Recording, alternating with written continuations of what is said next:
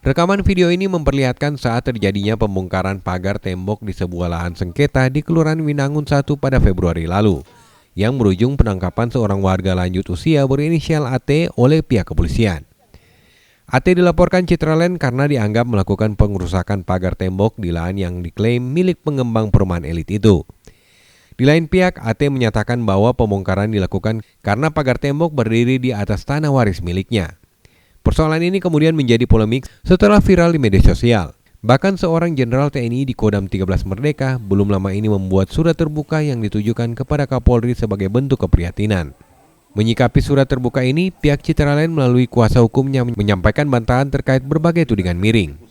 Citraland menegaskan bahwa pihaknya tidak melakukan perampasan lahan karena proses pengadaan lahan dilakukan dengan mengikuti prosedur hukum berlaku. Pagar yang dilakukan oleh oknum AT dengan teman-temannya itu berada di lokasi Winangun 1 Manado. Sementara objek tanah yang lainnya yang milik Ciputra International berada di Bumi Nyiur, Kota Manado. Ini dua objek yang berbeda, tapi dalam surat itu disatukan dengan ada tembusannya. Dan di situ dengan tegas menyebutkan bahwa kami melakukan perampasan tanah masyarakat kecil. Selama ini kami tidak melakukan hal itu. Kami dengan tegas menyatakan menolak dan menyebutkan bahwa penyebutan perampasan tanah itu adalah fitnah terhadap klien kami, Ciputra International.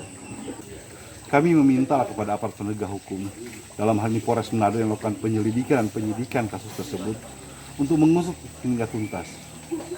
Karena kami khawatirkan bisa saja oknum AT yang sudah ditahan ini hanya sebagai korban dari oknum-oknum yang mengerti dan paham tentang persoalan yang kemudian memerintahkan dia. Karena dari informasi yang kami dapat, oknum AT ini diperintahkan dan mendapat uang dari oknum-oknum tertentu yang memerintahkan untuk melakukan pengerusakan. Diketahui Irdam 13 Merdeka Brigjen TNI Junior Tumilaar membuat surat terbuka yang ditujukan kepada Kapolri terkait kasus ini. Dalam surat itu, Tumilaar menuding Citraland Manado melakukan perampasan lahan milik rakyat kecil.